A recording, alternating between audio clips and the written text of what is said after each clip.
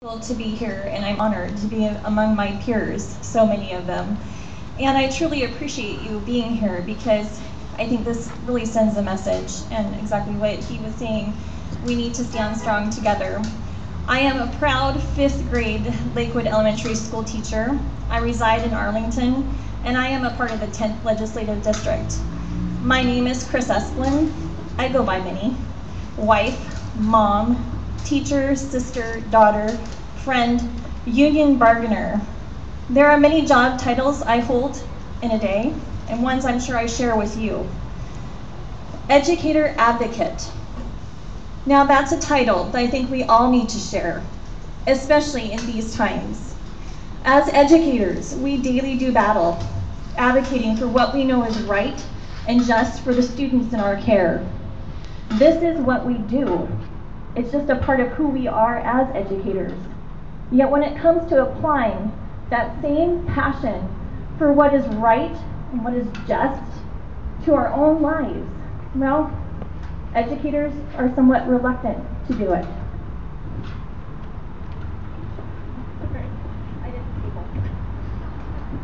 However, now is not a time to be reluctant. The capacity to do our best for ourselves and for those entrusted to us lies in our ability to stand up and use our voice as educators, a voice that is endangered of being silenced. Now is not the time to have thoughts of what we can't do, but instead we need to challenge ourselves and embrace the thoughts of what we can do.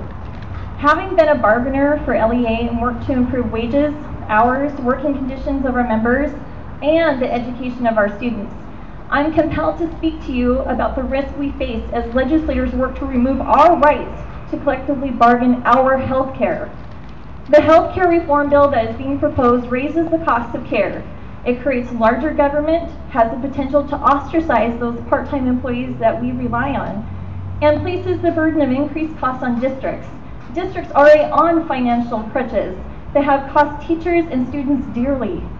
Coming from a small district like Lakewood, I can tell you that adding costs like this to our bottom line will definitely impact the education being delivered daily, from increased students in classrooms to more jobs being reduced. And we have seen great teachers and support staff leave over the past 3 years because of these budget constraints. We cannot afford to let Olympia continue to bleed our districts of talent and money, which directly impacts our students, those who we advocate for so passionately daily. What can we do?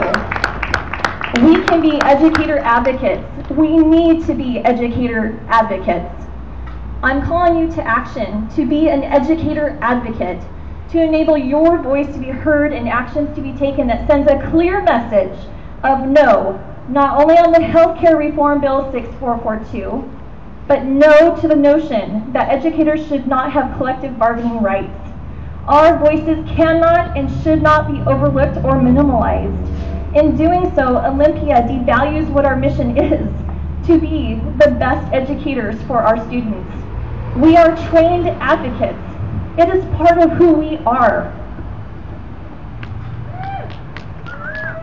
So, be an educator advocate. Use your best practice tools you possess. Persistent pursuit, repetitive directions. Let Olympia know that they need to find another way. I expect nothing less than a no vote from my legislators in the 10th district, and I urge you, write, call, show your face to a legislator with a repetitive and persistent message. No to the state takeover of our K-12 employee health care, and no on reducing collective bargaining rights.